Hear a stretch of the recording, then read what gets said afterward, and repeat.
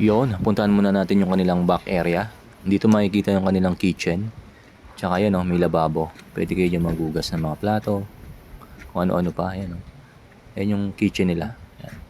Pwede kayo manghiram dyan kay Ate Rose ng mga gamit. Shoutout nga pala, Ate Rose. Yan, lababo. Yan. Yan. Tapos ito yung kanilang CR. Tapos may lababo ulit dyan. Pwede kayo magilamos yan. Ito yung loob ng CR nila. Napakalinis ng CR nila. Maaliwalas. Yan. Mahangin nga lang yan mga idol. Yan, may ilaw.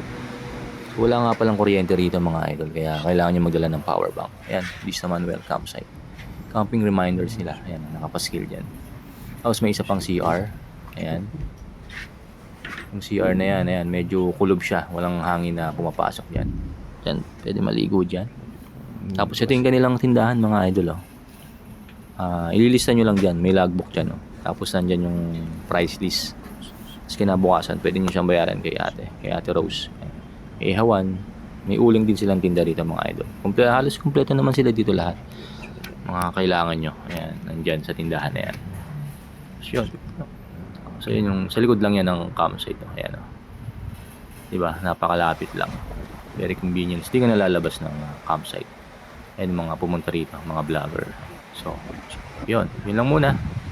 Mamaya ulit, libutin natin yung harap. So, yun lang. Thank you for watching. Thank you. Bye-bye.